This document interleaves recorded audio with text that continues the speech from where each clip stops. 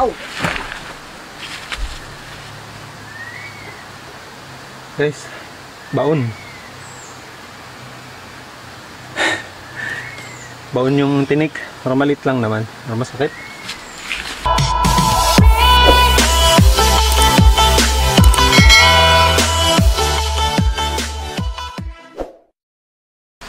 Yun guys, so simulan na natin.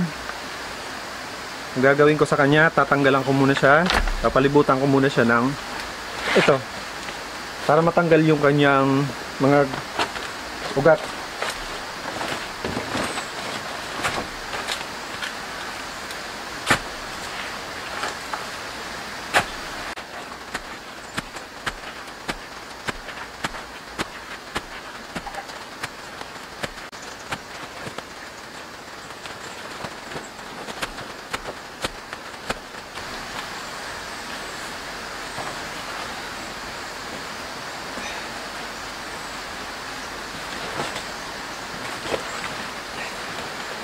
Guys, pagod na kagad ako.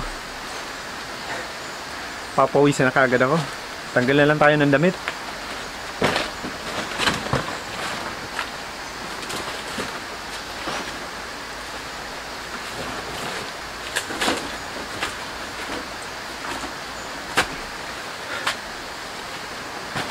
So yun guys, ginagawa ko ngayon, pinapalibutan ko siya ng tusok para maputol yung mga ugat niya. Tapos pag naputol na yung mga ugat, saka natin siya itutulak para mabuwal.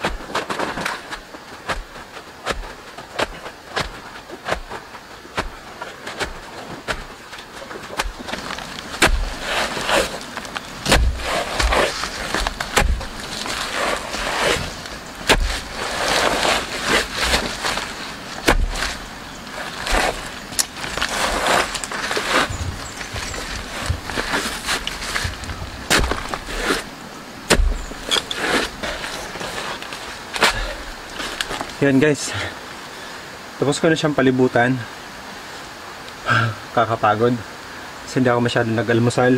So yung technique guys, pag dito ka titira, daw madami kang kumain pero hindi ka tataba. Bakit? Kahit kumain ka ng kanin dito, magganito ka lang. Gutom ka na kaagad. Tapos ito guys, pag kinain mo to ng umaga hanggang gabi, mabigat pa yung tiyan mo. So masasanay yung tiyan mo sa kakain ng mga mabibigat sa tiyan. Kapag kumain ka ng kanin, ang bilis niya tunawin pag nasanay ka sa pagkain ganito. So yun guys. So tapos ko na siyang palibutan. Pero ulitin natin para siguraduhin natin na naputol yung mga yung mga ugat-ugat niya. Tapos saka natin siya itutulak. Susungkitin natin yung ilalim. Tapos pag natulak natin, mabubuwal na siya.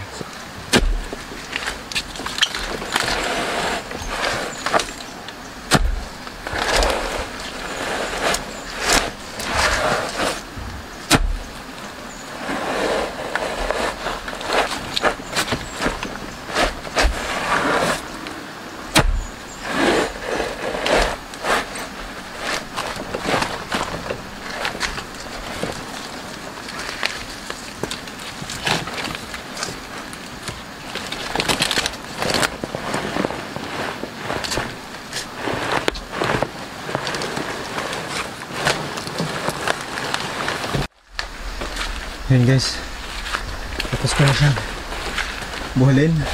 So pwede na natin tanggalin to para ito natin putulin para dire-diretso na siya. So ang gagawin natin dyan, aapakan natin to, ipapasok natin siya doon. sa ilalim kasi nabuwal na siya. Yeah. Tapos sisipain mo siya ng ganyan. Yan, basic lang guys, basic. Very basic. Diba? Hindi siya kadali. Madali sa akin pero siguro kung first time mo itong gagawin, mahirap to. Diba? So gano'n lang. Very basic. Nagka-challenge. So ang gagawin natin dito, ito pag tatanggalin ko to, yan, isa-isahin mo siya tatanggalin. So sigurado nga akong masarap to kasi tingnan mo lang yung ano niya, kung titingnan mo yung yun yung sinyalis na masarap ka. Ito kailangan itong isa-isahin tanggalin.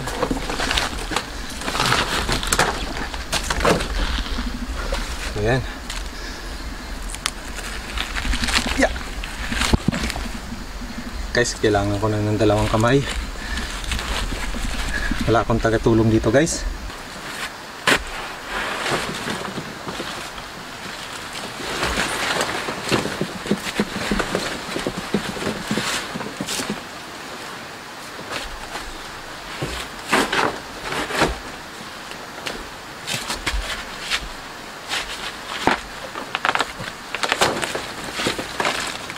Guys, oh, yung mga bata pa, yung medyo maliliit pa siya, yung anak niya, pero ito masarap na din ito isama.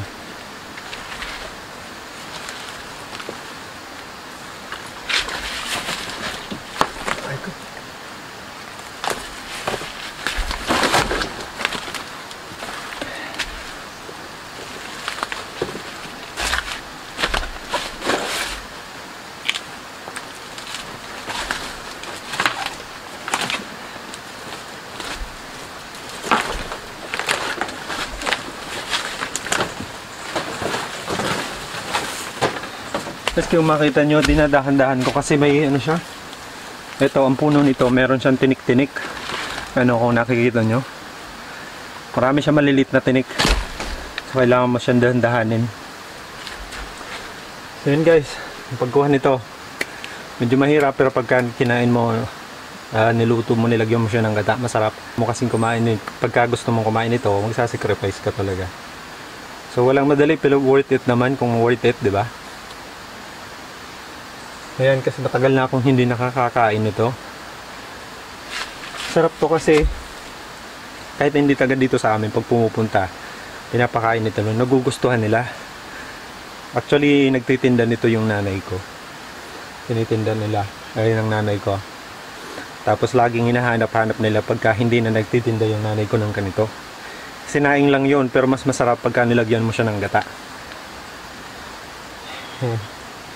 Medyo ano siya, yung parang sticky. Pagka masarap siya, yung medyo sticky na dumidikit, parang dumidikit sa ngipin. Parang yung kamote guys, na mas masarap sa kamote. Medyo ano siya, parang sticky sa ano, sa ngipin pagka kinagat mo. Yun lang. Yun lang kasi mahirap kunin. Pero yan, tapusin ko na ito.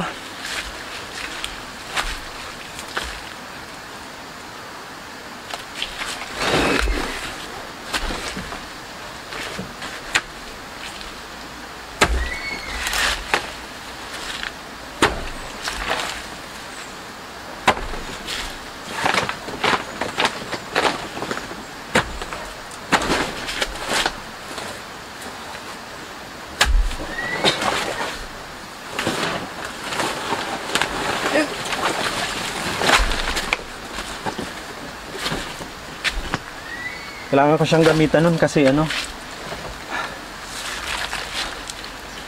medyo matigas yung kapit niya kasi ito medyo malaking ano, anak niya. Ano bang tawag doon? Yung sprout. Tumubo sa mother plant. So yan. Pero masarap yan.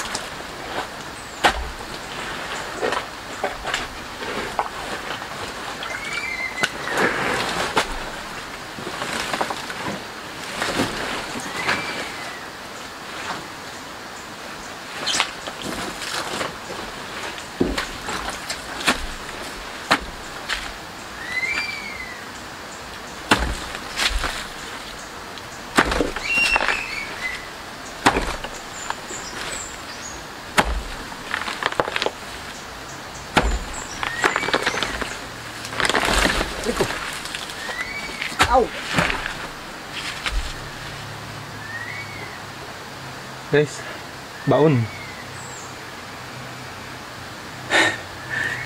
Baon yung tinik. Pero malit lang naman. Pero masakit.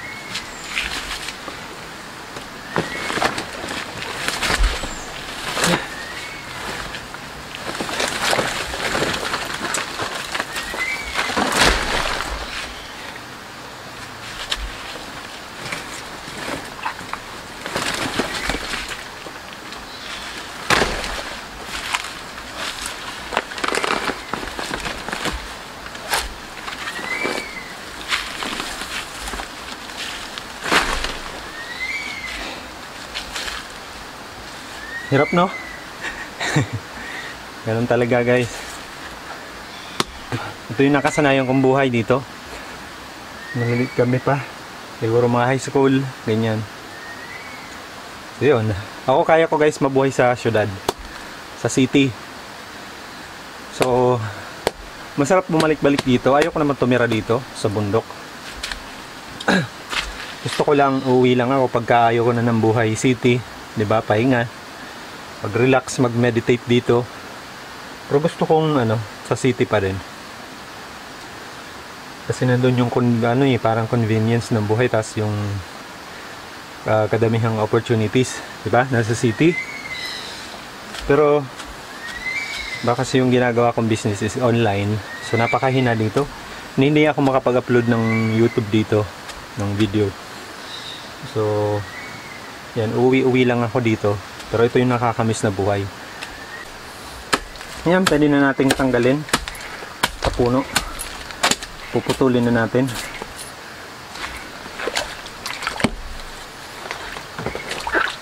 Para makuha na natin yung laman. So pagputol nito, guys, hindi yun sagad. Yung medyo titiran mo siya ng konting laman. Kasi pagka sinagad mo siya, pag binalik mo siya, hindi na siya tutubo ulit. So, puputol nito, titiran mo lang siya ng konting laman. Yung medyo may gamot pa. Kasi, pag binalik mo siya dyan, tutubo ulit, hahaba ulit siya. So, after 2 years, pwede mo na ulit siyang kunin. So, ganun lang yun.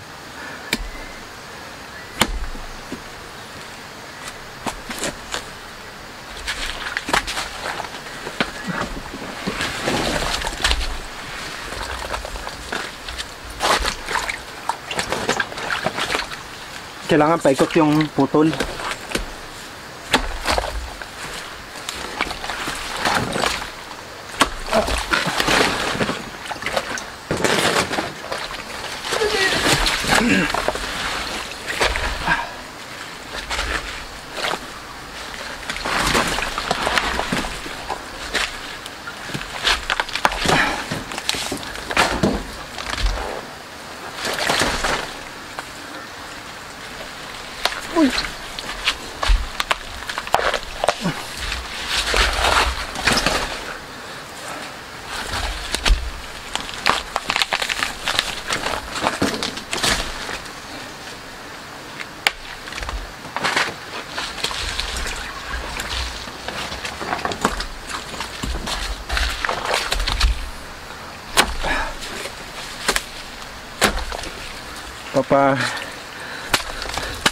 Tamlingin ko lang to sa ilog. So lilinisan na natin to sa ilog na. Gagawin natin dito, tatanggalin lang natin tong mga tong mga gamot. So daming gamot.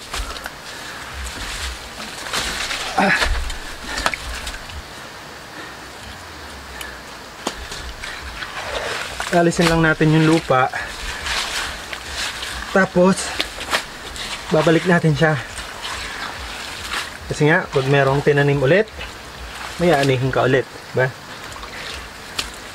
Bagong kasabihan yun, guys. Kaya kailangan nyo isulat yun.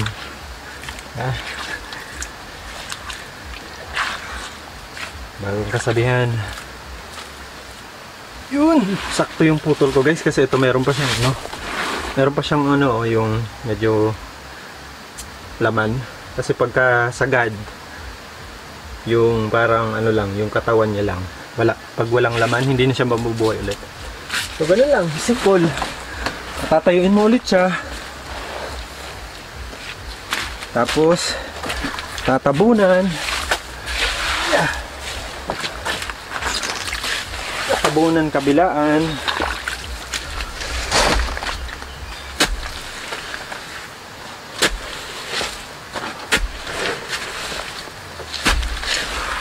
Ano lang, very basic. Pero papawisan ka talaga dito.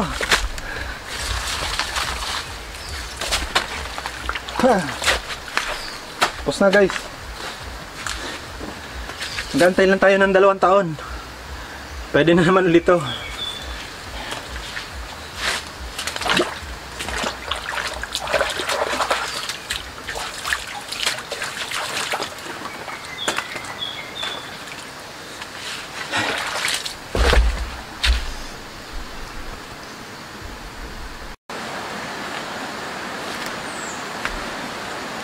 Guys, tapos na.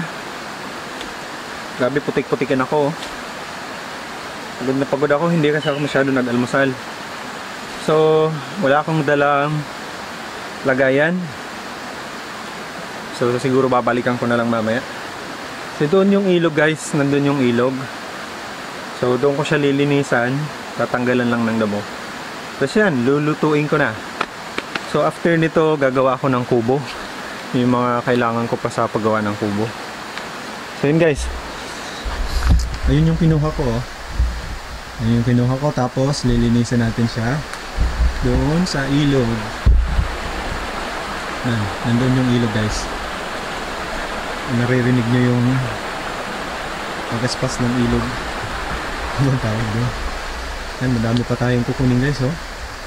Kaya kung isasama kita dito, makapunta ka dito sa amin, ikaw pa kukunin ko niyan. Kapag hindi mo nakuha, hindi na rin tayo sasama pabalik sa inyo, sa Maynila. And guys, see you next time. So sa susunod siguro yung pagluluto naman, para naman matikman nyo kahit sa cameraman lang. And guys, see you soon. Bye bye.